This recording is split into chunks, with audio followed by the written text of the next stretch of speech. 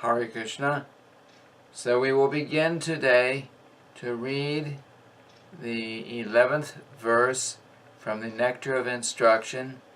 The translations, synonyms, and purport were written by His Divine Grace, A.C. Bhaktivedanta Swami Prabhupada. And it was published by the Bhaktivedanta Book Trust. So we will begin by chanting the Sanskrit verse. Krishna Shochai Pranaya Vasati Preyasi Vyopi Radha Kundang Chasya Munibir Apitas Tadrik Eva Vyadai Yat Preshtar Apyalam Asulabang King Punar Bhakti Bhajan Tat Premedang Sakrit Api Sarasnator Avish Karoti. Word for word synonyms. Krishnasya, of Lord Shri Krishna. Uchai, very highly. Pranaya Vasati, object of love. Prayasibhyaha, out of the many lovable gopis. Api, certainly. Radha, Srimati Radharani. Kundam, lake. Cha, also. Asyaha, of her. Munibi, by great sages. Avitaha, in all respects. Tandrik Eva, similarly. Vyajayi is described. Yat, which. Preshtai, by the most advanced devotees. Api, even. Alam, enough. Asulambam, difficult to obtain. Kim, what.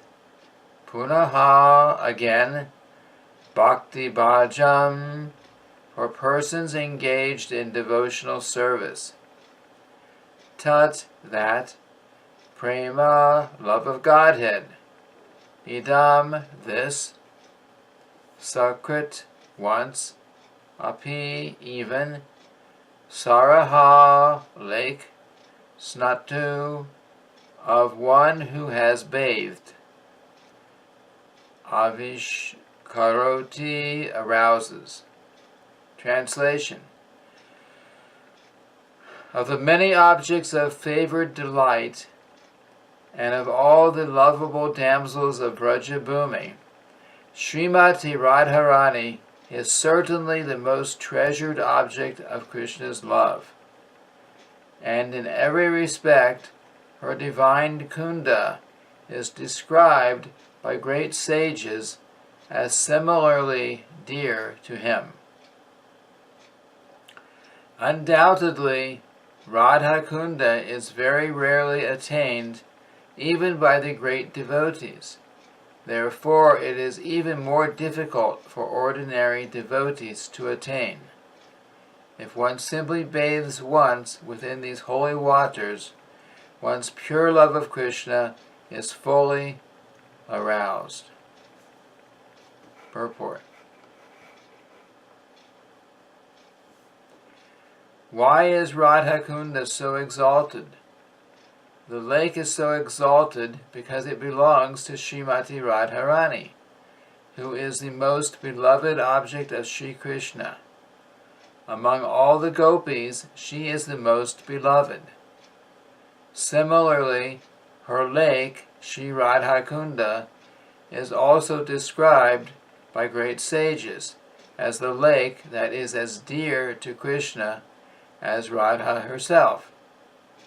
Indeed, Krishna's love for Radhakunda and Srimati Radharani is the same in all respect.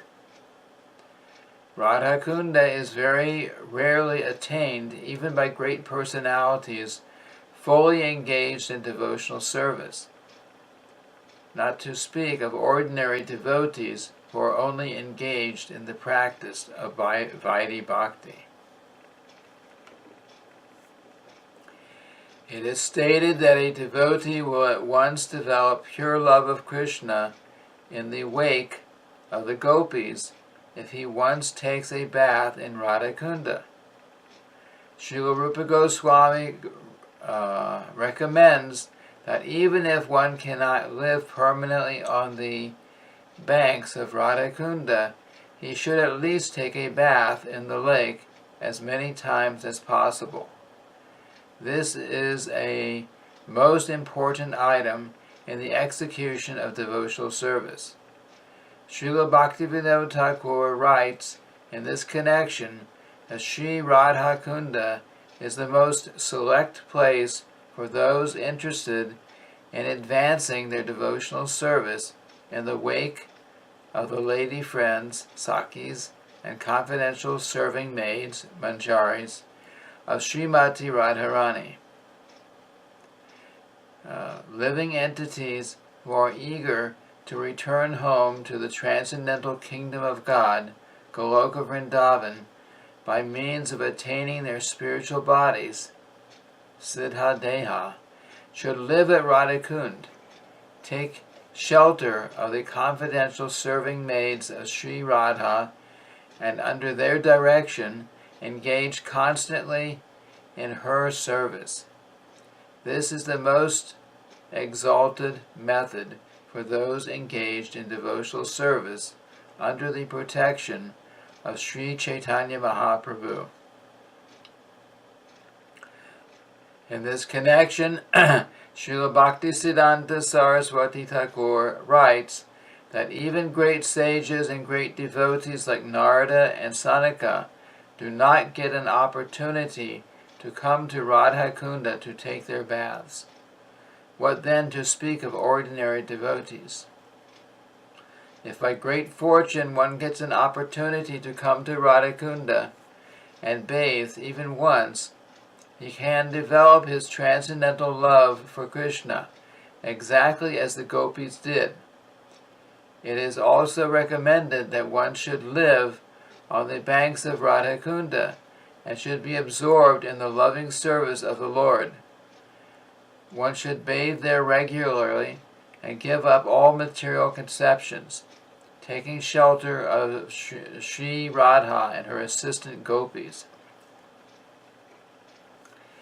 If one is thus constantly engaged during his lifetime, after giving up the body, he will turn back home, back to Godhead, to serve Sri Radha in the same way as he contemplated during his life, on the banks of Radhakunda.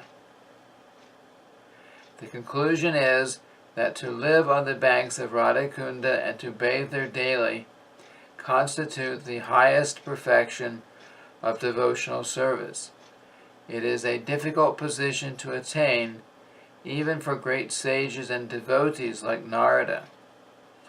Thus, there is no limit to the glory of Sri Radhakunda. There is no limit to the glory of Sri Radhakunda. By serving Radhakunda, one can get an opportunity to become an assistant of Srimati Radharani under the eternal guidance of the gopis.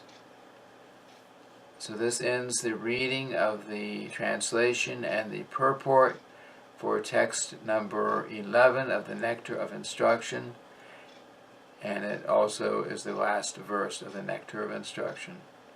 Thank you very much. Hare Krishna.